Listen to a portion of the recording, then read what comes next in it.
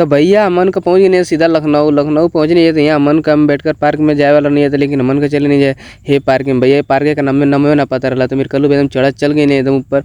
अब भैया जो है स्टेजवा लगल बना यही पे बहन में होती कि देख रहा भाषण तो का भैया कि यहाँ से कैंसिल हो गई। यहाँ से कैंसिल भले तो हमन को सोचे नहीं चलो तब वो देते, फिर हमन को वहीं खाते नहीं के नहीं है तो यहाँ मारे इतना भीड़ लगे मरदा हमन का हाथ पकड़ के चला जाए देखिए हेरा नहीं जाए जा। तो फिर भैया हमन कहीं है तो यहाँ तो इतना भीड़ लगे मरदा एक और गिरत ना तो गिरते रह जाता ना सब। बस हमनों कहीं में लगा नहीं वीडियो बनाए कहीं हमन के कहाँ माने वाला बने हमन के घर बा मऊ जिला हमनों के हल्का में मत ले जाता लगन वीडियो बनाए वीडियो बनी नहीं जाए। तो ये भी यहाँ भैया आकाश आनंद देता ना भाषण तक नहीं जब तक बहन में होती कि मन का भाषण सुने के ना तब तक जाए के ना। तो यहाँ तो हेरा के ना सही कुल तले मोबाइलिए घूमे नहीं है तो देखते तो यहाँ करता ना सर टाटा तो कहने ठीक बाबे चलता नहीं जाए।